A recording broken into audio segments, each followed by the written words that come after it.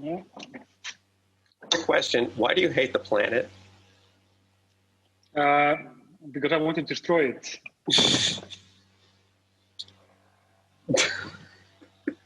Hey there, welcome to AMA, the Reykjavík Grapevine. My name is Charlie Grettisson. I'm editor-in-chief at Reykjavík Grapevine. Welcome to my living room. We're kind of home officing us through the pandemic. Nobody has COVID or anything like that. We're not doing quarantine. With me is, of course, Andy Sophia Fontaine. Hi, Hello. Andy. Hello, Nice to see you. Likewise. Wait, I'm gonna get cream. Yeah. So, we're gonna do the AMA today. Ask me anything. We have had a lot of questions, more than last time, and people are already waiting for coming into the chat. We're gonna start off a little bit, perhaps just remind you of a few things, just get it out of the way, because we know you will stop watching after 10 minutes or so. Hopefully not. First of all, remember we have this high five club, and it has never been more important for us to make basically for us to be supported. We're not used to ask for this, but the situation in Iceland economically is very, very dire. We have like up to 8 or 9% of what do they call it, like unemployment, and it's a new record, and it's going to get worse. And the travel industry is more or less just like in the whole world, I guess, it's just shattered. We would really appreciate if you took the time and go to grapevine.is, find the High Five Club, and just choose whatever you want to choose. If you don't want that, we also have a shop, online shop, and that really makes a lot of difference for us. And we have fantastic stuff like both Icelandic culture, books, music, and so on, and of course Polymerds, which is we are very proud of. She is a darling, and it's really cool. Sveinbjörn Pálsson designed it, our art director, and our photographer Art Bitnik, he took the photos. So yeah, it's fun at least. Anything I'm forgetting here? I don't think so. That sounds like the long and short of it. Yeah. You need to join any of our high five clubs or check out all the stuff that we've got in our shop. The candy, the clothing, the music, the books, the merch. Yeah. Perhaps we should just go into the questions. We got a few questions sent to us. All of them are brilliant in so many ways. And we've been thinking about this also a lot. How to answer some of them, and it's helping us as well. So perhaps should we just take turns here? I should go for the first one, you next one, and so on. Or? That sounds good to me. Okay. Well, I get the short one then. All right. It's from Mark Wild, and he says, "Hello guys, I'm planning on coming to Iceland at the 14th of November. Do you guys think the 5-day quarantine and double tested arrival is still active till then? Greetings from Germany." First of all, I love Germany, but about the test. The thing is impossible to answer this question. I think it's because this changes so quickly and so rapidly. But the safest answer right now, if I have to evaluate it from the situation right now, yes, it will basically be the same. I can't see this changing for a month at least. What do you say, Andy? I would agree. The way that it is now, anyway. Yeah, especially as like tourism typically begins to taper off this time of year. I think that they will continue to have the border restrictions in place. Like they relax them at the beginning of high season and have clamped down again towards the end of high season. And until there's some sort of vaccine, I don't see them relaxing them again. But then again, who knows? Who knows? Yeah. Anything could happen. But I would definitely advise just assume that this is going to be the case so that you're prepared. At least this autumn wave that is going on now, the third wave that we're getting, is quite strong, much stronger than I would have thought. So, yeah, so I'm not optimistic that this will be in any way different from month now. Also, keep in mind that this wave started actually by, well, it didn't start entirely by them, but there are two French tourists that misunderstood the quarantine rules, and the Icelandic decode. They have found out that their virus is the one that is like spreading the most. So it's not, tourists are not popular right now in Iceland. It does bear mention. I think it does, though, underline how like it's really important for all of us, including the Grapevine, to make it really clear what the rules actually are, because people still get confused for whatever reason in terms of like what's expected of them when they come to this country. Yeah, and I felt the same. Like we had like a quarantine issue in my surroundings. No COVID though, thankfully. But it was like we didn't really know what to do, and it's like you think somehow you get the gist of it, but in the end it's like this is just so complicated. And my only take from this pandemic is like just be humble. It's like both when it comes to information and also like how like these science are just odd in some ways. It's like everything is flipped upside down somehow. Something like makes sense and something doesn't somehow. That's very true. So let's go to Michael because I see that he is waiting here in the waiting room. Michael Redpath, right? Did you just finish that, Andy? What do you say? Michael, yeah, of course. Right. Admit. I think I'm doing this right. He's joining. Yes, Michael, right? Connecting to the audio. He is connecting, yes. There was always a technical issues. Hello. Hello and welcome. We saw that you have a few questions. We just decided to go through them with you instead of just reading them up from the email. Okay. Do you want? We have them here. Let me see. You have. Yeah, here it is. How is downtown Reykjavik different this September to last September? I assume there are no tourists at all. This would make a big difference. Yeah, and then there's a second question: is anyone anywhere wearing a mask? Yeah, we just go through it question for questions. First of all, okay. September. September is very different. Yes, it's quiet. That's the problem, right? It's so quiet that I've actually said this before. Like Reykjavik right now is exactly like it was when I was a teenager, when there were no tourists in Iceland at all, like in the 90s, late 90s. So after 2000, the tourism started to pick up, and you saw more people on the streets. But it's notorious, like the winters and even the autumn in Iceland, there were no people on the streets or even not many cars or anything. But this, of course, is changing now because Icelanders like to be outside. We have better gear to be outside. So you always meet some Icelanders walking with a dog or just listening to a podcast or something. So yeah, you meet Icelanders, but there are not many people around, to be honest. Right. And that's because there have been so many tourists in the last few years, haven't there? So I suppose it's quite a change. Yeah, I mean, we are only 360,000 now, but we were up to 2.1 million tourists per year. So you can imagine that, like, we were like, it was more likely that I met a tourist than in Iceland. So when you do see people in the streets, are any of them wearing masks, or is anyone wearing masks in any restaurants or pubs or anything like that?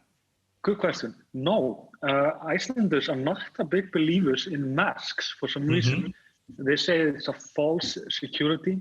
and they say it's like it helps definitely, but it doesn't prevent anything. So they have emphasized more on the 2 meter distance, cough in your elbow, and stuff like that. But students, that's new, Andy, right? Yes. You wrote the news. I did. Yeah, secondary schools and universities, masks are required, and Landspitale National Hospital has been gracious enough to donate thousands of them. There are also like individual shops that are selling masks. Like I bought this one. Very nice. Thank you, because I'm American and I'm paranoid of everything. And so whenever I go into a shop, like a grocery store, I mask up. Right. Yeah. That is what our health authorities have advised, that yes, maintain the now 1 meter distance rule, but in places where that's not possible, wear a mask. Yeah. And the way that I see it, I've got nothing to lose by wearing one and everything, hopefully, to gain by doing so. I also, like, if I'm sick or like feel symptoms, like the thing is I always have cold. It's not because I have COVID. Then I use masks just in case. It's more so I do not transmit anything rather than me getting something transmitted. Absolutely, that's the whole point. That's the attitude of it. But it seems that people often think that they will protect them more, you know. But it seems that like interestingly enough, our like top epidemiologist Þórólfur Guðnason, he said that in the beginning of the pandemic, he said like nobody needs masks. It's nonsense. But now he says, and he had admitted it, that his stand against masks were like a little bit too harsh. And he said we have much more info now that it's more helpful than not. So, but they have not changed. Like you're not obligated to wear a mask. Not at all. Also, like in Iceland, it's easier perhaps for us to keep personal distance from people than in like countries with 70 million, you know. So if two Icelanders who are friends meet up, do they try and actually, in real life, do they keep up the social distance? So is that different from a year ago, or in practice, do you just do it the same way you do, sort of shake hands or whatever? No hands, no handshaking. Right. The thing is, we're not meeting our friends, but what we do, we Zoom with our friends that we do not meet often. But I have friends that I meet sometimes, but it's the only people I meet. And so I don't go out from that circle. You kind of need to, like, at least for me, I mean, and it's also what they have advised, like pick who you meet a little bit. It's like I meet my mother and I meet my like closest friends, but I don't go out of that circle. So if I get COVID, I know exactly who has it and who's not, or are likely to have it. You know? So it's more of like a common sense, I guess, right? Right. Interesting.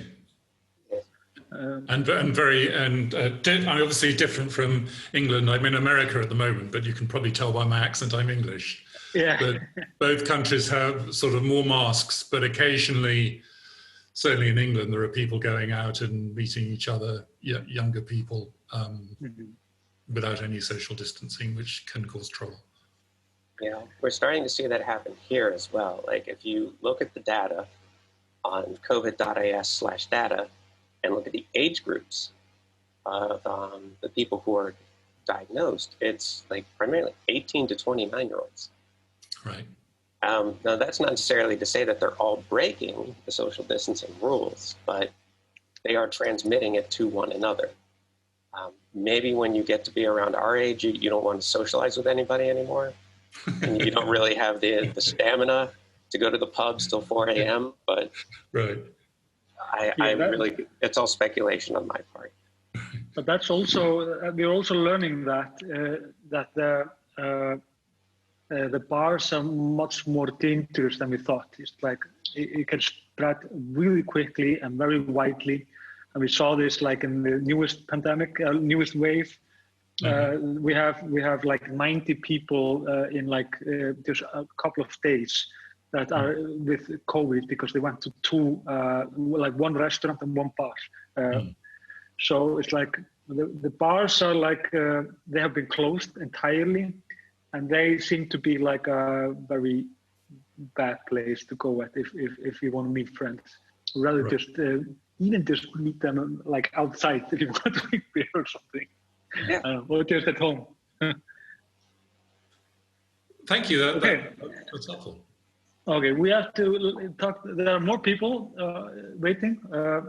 I think those were all the questions, right? Well, I have one question about the mentorskóli. Yes. The economy. Well, Economics. economics, but also I don't quite understand because obviously it's a mixture of school and university. So do the students study every subject or do they specialize in one or two or three? First of all, just about that question, then it's more general, much more general. But you do pick a path. You can't pick like math, like sociology. No, I'm not sure like the English terms here, but you can pick like paths to something. But it's more about math or social science, right? Mm-hmm. Those are basically two paths, but they have like variation, of course. Right. But about the economy, Mm-hmm. how you say it? Economics. Economics, yeah. Andy basically had the best answer here. It's like she said that it's not a real science. I was It's more kidding. like a philosophy or something. I was kidding. I mean, yeah, I don't know. Economics is, I don't know what they actually teach in secondary schools in this country, but like it's for young people aged 16 to 20. Yeah. And I would presume anyway that there is some amount of economics that's taught. I mean, when I was in primary school, they taught us like the basics anyway. Do you mean like higher economics? Like, Well, I mean, sort of any economics. I was wondering whether if you're interested in economics, you get introduced to it at that stage or university. You can take it in mental school, yeah, and you learn like you do a lot of math there. Right. So, but I'm not sure if it is actually just called that, but we have a version of it, yeah. But it's basically we go very high in math. Okay, there are more people. I'm gonna just admit all of them, right? Not sure. I was going to ask Whitney about something, but I asked everybody about it. So did I let everyone in, right? sure, why not? Free for all. Okay. Here we go. Like a lot of people. Oh, yeah. Hey. Hey, Yves is here, of Yves. course. Yves is here. Doris. Hello, Andy. Okay. Hello. Okay. I think I did this correctly.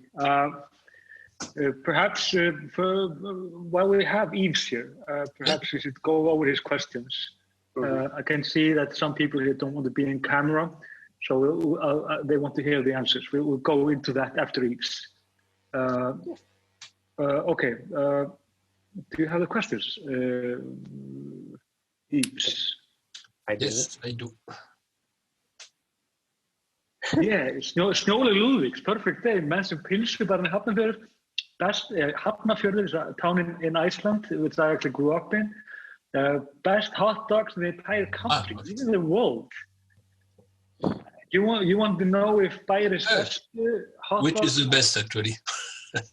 Yeah, who is better? The Pilsubarinn, which is like a hot dog bar in English, which is in Hafnarfjörður. If that's better than Bæjar is best. So I have a stake in this because I'm from Hafnarfjörður myself, and I would always go for, because I grew up with that, like eating like hot dogs and French fries at that place. Like it's very similar to Bæjar's Bestu, but my honest answer is that all hot dogs in Reykjavík taste the same. It's the same shit. You have to taste them. That's my opinion too, but just to be sure. But there is a charm over Bæjar's Bestu, definitely, which makes it fun and it's a very good location. But if you go to Hafnarfjörður, you should stop there, definitely. It's by the seaside, so it's also a nice view there. Okay. What would be the next question? I would like to congratulate us for all the videos. Not only a question. He is listening, so he hears this. I was pressing on him, someone had the idea to photograph him while he was doing the video of me. But he said no, I don't want that. Okay. For a photographer, he is very shy to the lens, so he never wants to be on the other side. So we actually call him the man of international mystery at the office. Yeah. Keep the mystery. Yeah, he's just a mysterious guy. Okay, no problem. So we allow that. Finally, COVID, of course. Borders, 5 days quarantine and 2 tests, etc. Yeah, it's test, 5 days quarantine and 1 test. Are there rumors, trends, plans for next weeks? So we kind of, strong rules against French tourists. Might be. Has this been in the French news, about these 2 tourists that actually caused the wave that is going on now in Iceland? Have you read this in the French media? No, not at all. If I search for it, I can find it, but okay. No big mess about that in France, at least. Okay. It's up. I guess probably have bad conscience because shame of it all, because they literally started a huge sorry, is my internet acting up? It was a little bit, yes. Yeah. Okay, am I back in? Yes. Yes, it's okay now. Okay. Anyways, these 2 tourists, they came here, the French tourists, and they are probably feeling very ashamed, and they kind of started the pandemic, the 3rd wave, but of course Icelanders did the real job. We just transmitted it to each other because we can't wash our hands or just careless. So, but about other questions, it's when it comes to if anything's going to change, then the short answer is no. It's we're going to keep these borders for now. I'm afraid, yes. Yeah, because we've gone from 0 cases up to what was it, 75 one day, and it was 57 domestic domestic individuals that got the COVID.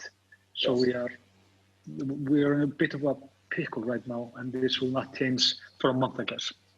Okay. One more question, maybe? Yeah. It's about fines.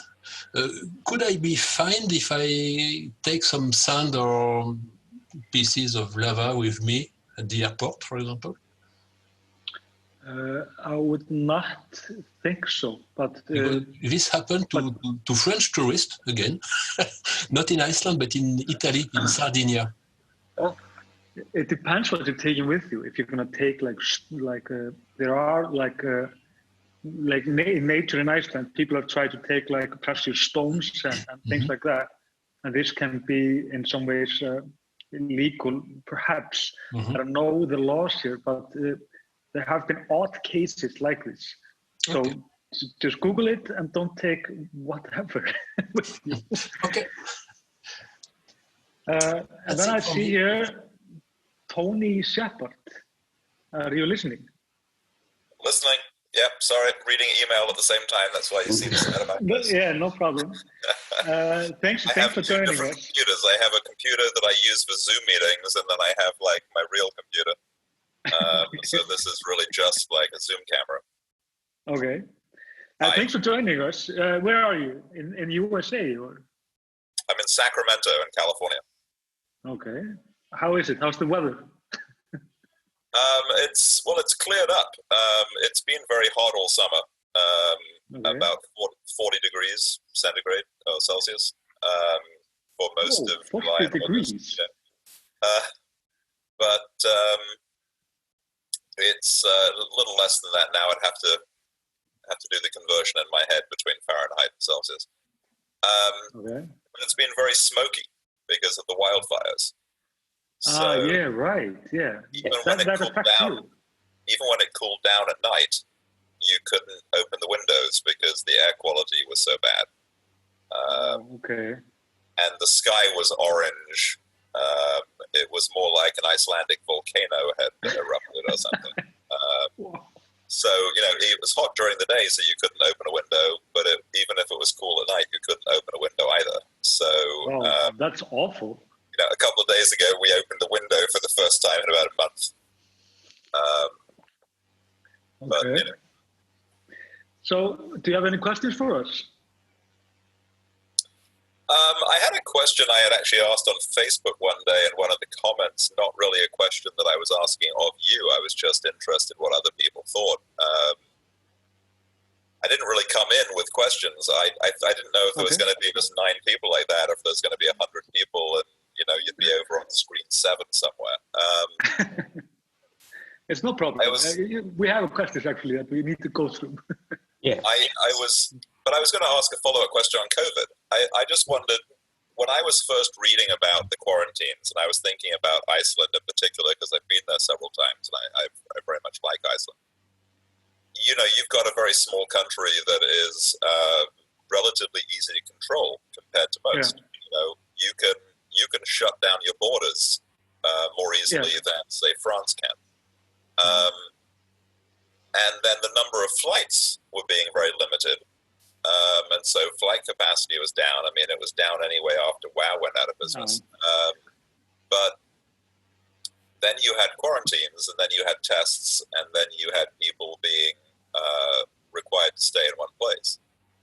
And I wondered what happened if you ever got to the point where you would have a tourist who was put into quarantine, then missed their flight home, and then there weren't very many flights. And so then it would become very difficult to get a new flight home. And then what happens to that person? Yeah. Well, do you have an answer, Andy? I think that's an excellent question. But just for clarification purposes, do you mean if, whilst they're in quarantine, they miss their flight out of Iceland? Yes, either they miss their flight out of Iceland, or it causes them to be on the other side of the island, and then they don't make it back or something, and they miss their flight. But then because there are very few flights, then they can't get a different flight. Right. And then they're basically stuck in Iceland. But perhaps, one of the things that's, I think, interesting about Iceland is it attracts a lot of budget travelers who, they use the camper vans and they stay in hostels and things. And some of them who are coming into the country aren't people who can very easily just buy, a new expensive plane ticket on a plane that's very full at short notice. And so I just wondered if you ever had any tourists who got stuck in Iceland who couldn't leave because the flight capacity was reduced. Well, not to my knowledge. But what Iceland Air had done when they drastically reduced their flights last spring anyway, was they issued people vouchers for other flights. People who are in quarantine, there are a number of hotels and guest houses that are listed on the website of the Icelandic Tourist Board, actually. They're outfitted to accept people. But the expense question, I think, is an excellent one because, if you do end up, for whatever reason, missing your flight and there's so few flights and then you're stuck here and you still have to maintain social distancing and quarantine, I could see how that would leave a tourist on the hook for quite a lot of money. They run out of money. Yes. If that has happened, I've not read of it happening, but it's again in proportion. I think that might be due in part to the fact that there's been significantly fewer tourists now. Yeah. But keep in mind that although Icelandair is struggling, in a unique way, actually, and it's true that WOW Air went up completely burst last year, so it's not been a great 2 years for travel industry, I guess. But there are a lot of other airlines that are actually flying to Iceland, like Icelandair fly much less than like Ryanair and Lufthansa and whatnot. So to get out of Iceland is no problem. You can get flight every hour, almost. If it's about money, then yeah, I mean, if you're a budget tourist and you somehow miss your flight, then I mean, yeah, you kind of, I mean, then you just messed up and you need to call your mother, I guess, or your father. I don't mean to make it so that all the questions are about tourists and nobody cares about, Icelanders, but I happen to be a professor of tourism, so okay. Just natural interest. Yeah, definitely. Can you talk to our tourists? Can you talk to the Icelandic Tourist Board for us and maybe help them? But I have to. I have to, because actually you know a lot about tourism. That's fun, because you mentioned budget tourism. Keep in mind, budget tourism in Iceland is a fairly new thing. It's like we haven't seen that in Iceland for like, I think it's like not 10 years old in Iceland. Before that, we had like more or less like it was well-educated Europeans or Americans coming here with money between their hands, because it's so expensive to be here.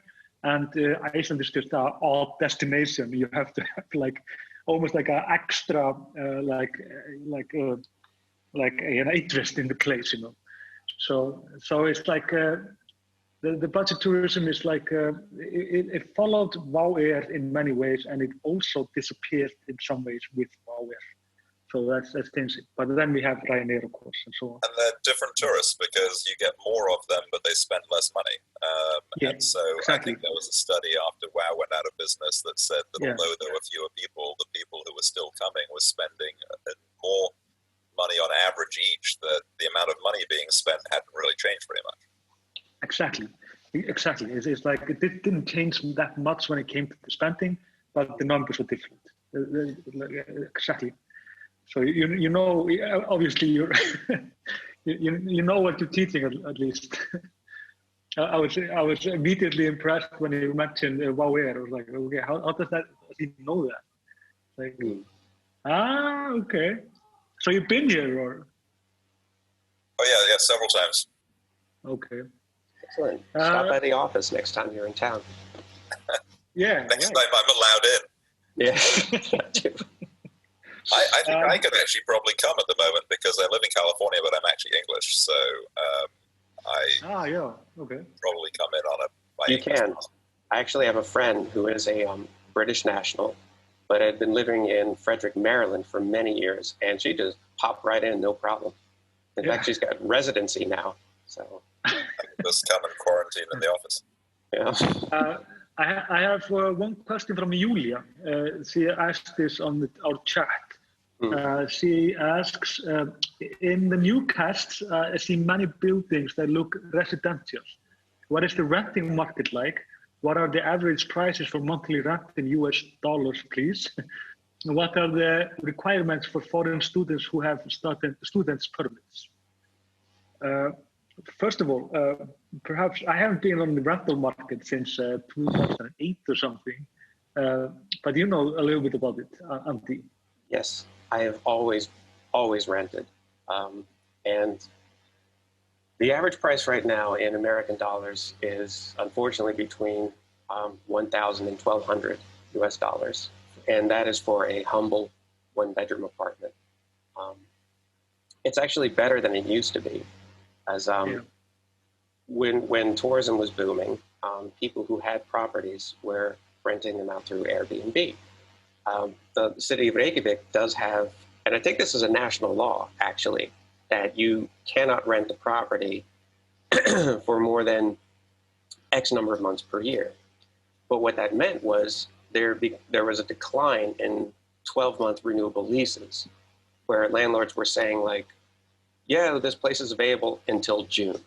because that's when like all the tourists would start coming in, and you'd have to get your deposit back, and good luck doing that.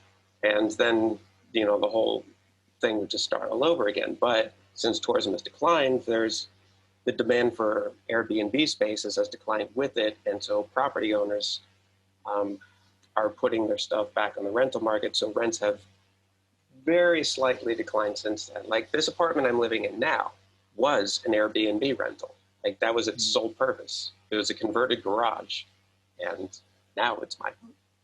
So those are the average rental prices here. In terms of the requirements for foreign students who have, for instance, who have student permits, what sort of requirements do you mean in terms of like your housing or how much money you need, or? The question exactly is, what are the requirements for foreign students who have student permits? If you're asking about like if you need some like permit for student housing. You can write it in the message here to me, Julia, if you're listening to this. And I can also later on, like if you want, like I can also, you can send me an email at legally staying in the country beyond the student permit time. Ah, yes. Yeah. That is, all right, on utl.is, which I'm sure you're familiar with. They do have an English language page, and there's a lot of stuff that's outlined there. But if you see anything that is not outlined there, and it's a sensitive question, you can email me at Andy with an IE at grapevine.is, and I will answer your questions to the best of my ability. Now, if you're staying in the country beyond the student permit time, people are typically encouraged to apply for a renewal 1 month before their permit runs out. However, things are a little bit different now. And the Directorate of Immigration has a backlog because they handle pretty much everything when it comes to people who live in Iceland.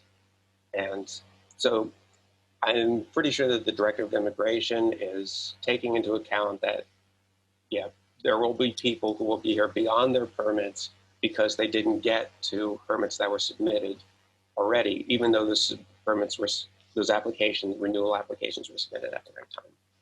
So, in short, if you're an American, this is going to be a hell of a mess, and it takes time, and you need to Google this very well. There are some homepages that actually help people do this, but not sure what they are.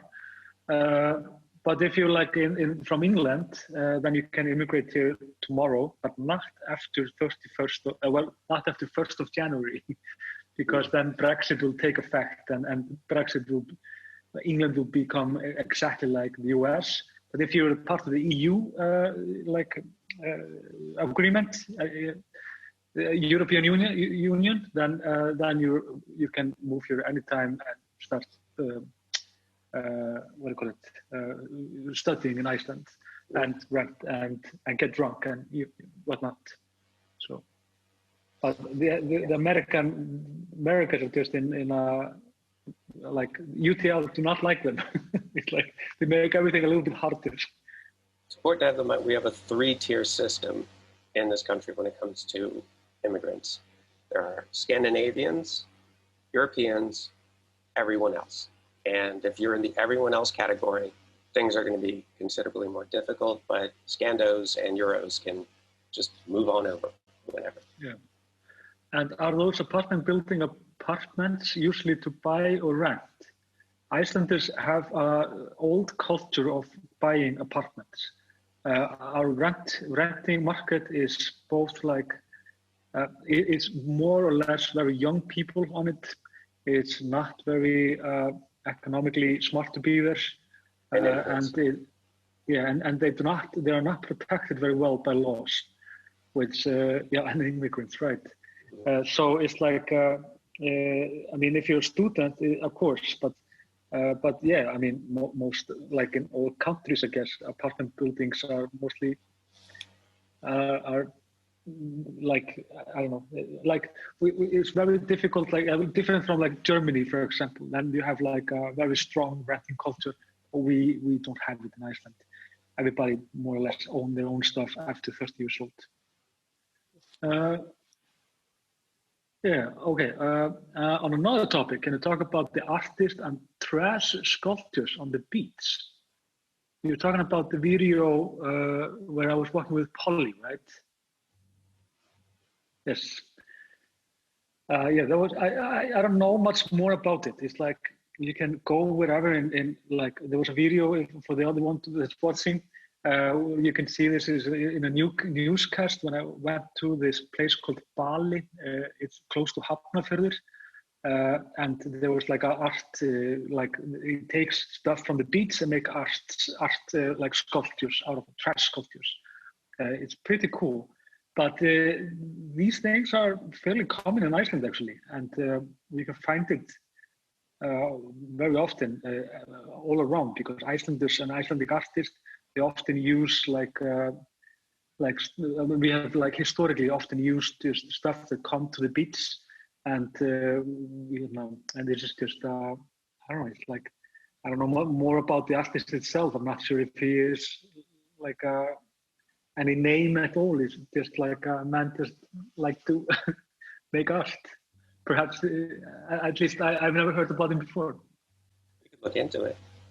Yeah, we can look into it, exactly. Yeah. Should interview the man. So we've finished the questions though. We have more questions, one from Daniel. Yes. He has a good question. He asks here, I just want to give my opinion about the imposed quarantine.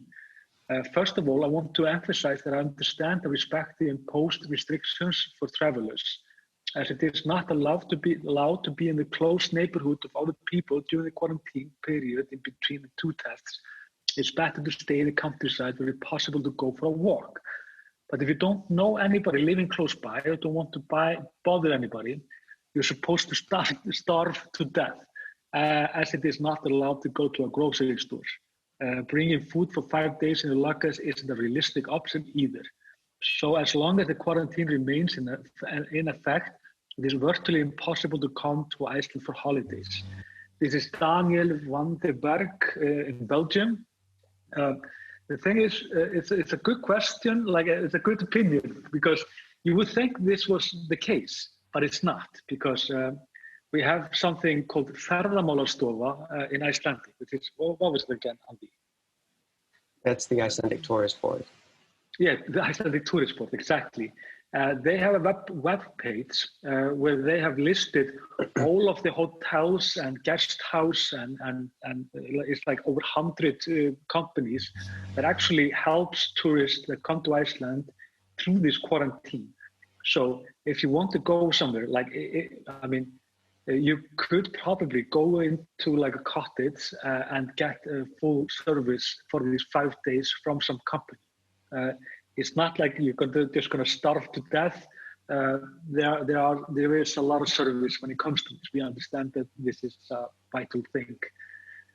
So we can actually we have a link to this homepage with all of the names of the companies, and we can have that in the description of the video if you want. So it's nobody has to starve to death. And then it's Eric Williams. After a vaccine for after a vaccine for COVID is developed, do you think Iceland will require all incoming tourists to receive the vaccine before entering the country? This is Eric Williams from Nashville. Okay. It's a hypothetical question. I have no idea, to be honest. I mean, you would think so, yeah, right? I would imagine, but then again, we can also look at what they did in spring to give us some clue. Initially, they had said that people visiting the country who had a certificate of health certifying that they had been tested in their home countries and were determined to be clean could breeze right in. In practice, what they found is that different countries, different wards, different districts, different provinces have different methods, and so it was impossible to tell whether any particular certificate could verify for certain, like that this person has been tested and found to be negative for the coronavirus. Where vaccines are concerned, I don't know if there's an international standard for certification. There might be. If there is, then that's what they would go by, I suppose. Icelanders have been very independent when it comes to a lot of things, like both like with the testing on the borders, because we didn't want to take the health certificate from another country, because they said like there's no way to guarantee that this is for real or how people obtain this. So they said the safest thing is to test people on the borders, and we tried this for a while. It went fine, in my opinion, but it was costly, and it was like a lot of manpower that had to go through it, and the cost was like for each tourist was way below what it actually costed. So taxpayers were paying a lot of money with this solution. So like when it comes to this, I think like in a small country like Iceland, I would think that when this vaccine will come, it would not be a weird suggestion to demand that people would get this before they come to every country in the world. I mean, imagine like the US or UK, whatever. I mean, I think they will be very strict about it. This is like I often said, this is like the new 9/11 almost. It's like the new weird flight travel like restriction era of our lives. So it's like we just, instead of going out of our shoes, we have to get a vaccine, you know. And I'm sure Tony can attest to this as well, that there are like countries that do require vaccinations before visiting them. Yeah. Well, I mean, I couldn't tell you off the top of my head countries that require a vaccine to come in, but I mean, if you live in certain countries and you went to certain other countries, you would expect to get a vaccination for certain things before you go. You know, when I was a baby, my family lived in Kenya, and I think, you know, so I became probably the only kid in a school in England who had something like a scarlet fever vaccination or something. You know, because of things that we would have had before we went away. I think it's interesting you said that, you know, Iceland and the taxpayers were subsidizing those tests. The problem there was it was short notice, right? I mean, it was sudden. So you had all these people who were already bought tickets, they were already planning to arrive. And if you suddenly imposed a high fee on them, then perhaps they wouldn't come, or they couldn't afford it. That was the idea, exactly. You know, if it costs let's say, just pick a number, right? Let's say it costs $500.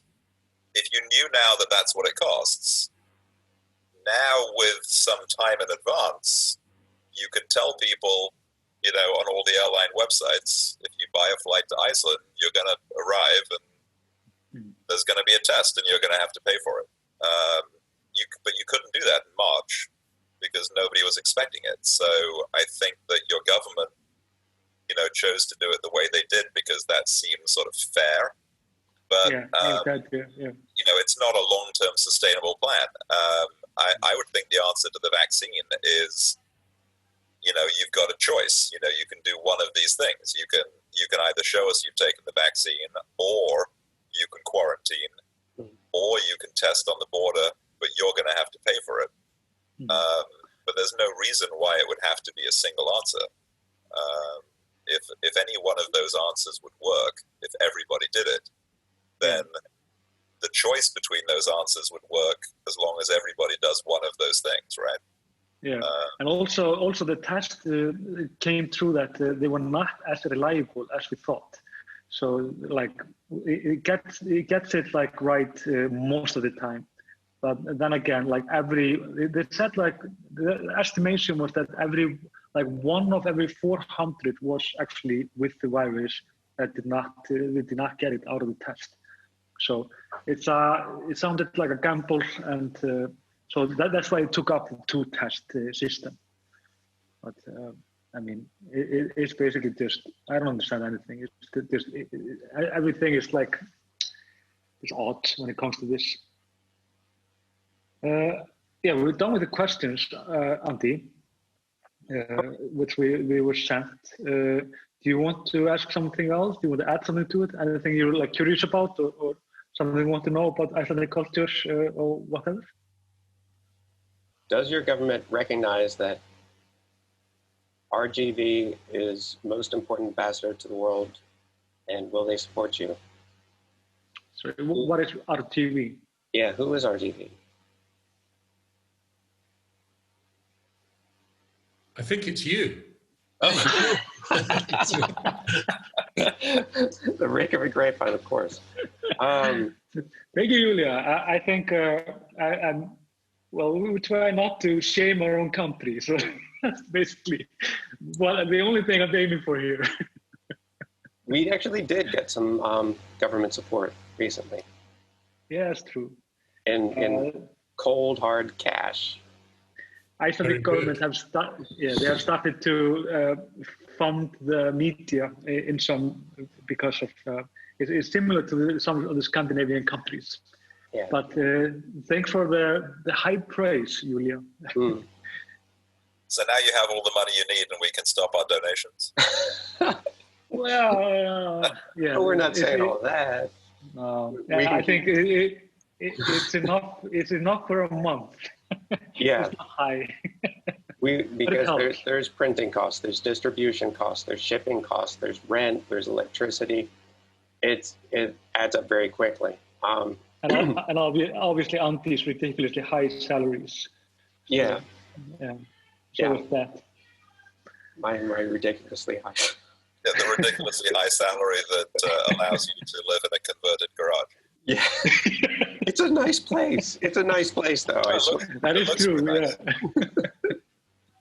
Well, I think that was the other interesting thing about tourism and some of the attitudes and some of the comments recently on Facebook, and how, you know, some people are very anti-tourist because of things like COVID and health, and people saying things like, you know, the country should have invested in something other than tourism, but not actually giving any suggestions. Yeah, exactly. What do they mean? I mean, tourism in Iceland is only 10 years old, first of all. So it's not like we did not put all our eggs in the same basket. We have a lot of things going on in Iceland. But presumably a lot of individual people did put all their eggs in one basket. A lot of individual people did things like they turned a small field that might have accommodated 20 sheep into, you know, 6 little rental cottages, and they took loans from the bank and they built these cottages, and now the cottages are sitting empty. So, this is true. This is true. You don't just have these big companies like Icelandair and the hotel companies and things, and then, you know, these companies that have fleets and fleets of tiny camper vans and things. You've got a lot of individual Icelanders who've done things like convert a garage, or they've done something like build these cottages, and they're all now sitting, you know, with no income from those, you know, to pay off those investments. And so even on an individual level, I think there was a very entrepreneurial flair to the tourism in Iceland in the last sort of 2 to 3 years, where these little tiny houses were jumping up all over the place. But you've got to pay off that loan, right? Yes. I mean, it happened so quickly, of course. But the thing is, like, the most important thing about the tourism in Iceland is when it actually started. Because when everything, like when the banking system completely failed in 2008, we were heading for like a really, really bad economic crisis.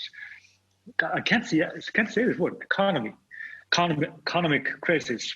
But anyways, it ended up that the tourism actually came single-handedly and saved us because of the nature, because of Eyjafjallajökull, the word nobody can pronounce, erupted, and a year later we got so much currency into the country that we actually got back on our feet like in a record time. So after 2015, we were basically in very good situation, and after that we just became greedy. So we got these 4 years of greed, trying to, like, some said rip off almost tourism with like high prices, and we felt this often as Icelanders, of course. But but it's such a short amount of time. And right now it's like, it's not about like the currency that coming in the country. It's like how many people are actually working in the industry. And this means that we have like 20 to 30,000 people, most of them immigrants, that are out of job. So that is basically the real toll of the COVID in Iceland, at least. So a lot of people from Poland, right? Yes. A lot of people from Poland, yes, and of course, because of course, it's expensive to live in Iceland. But if you have a job, everybody manages.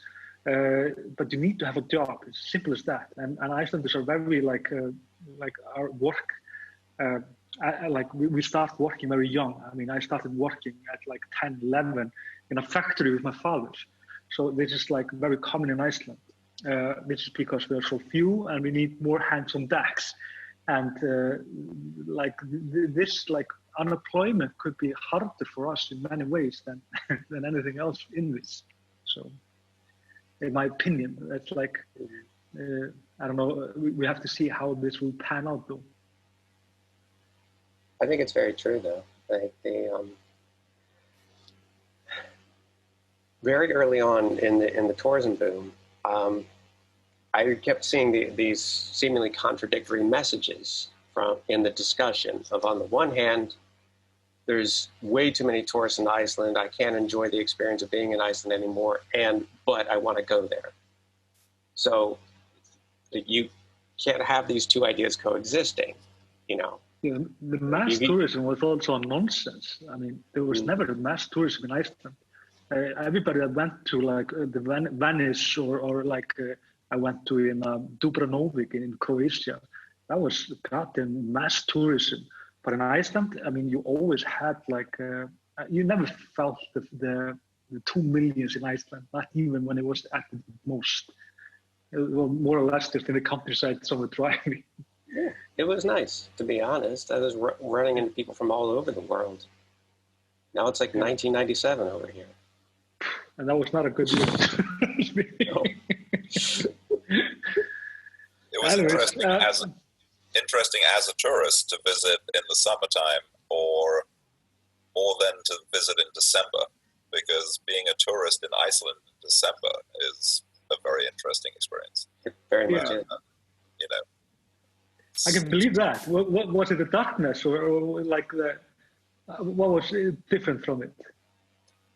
Well, I mean, there's the uniqueness of that latitude and the darkness. Yes, I remember last year being in, I think, Borganes and just realizing that, you know, it wasn't that it just hadn't gotten daylight yet. That was the daylight.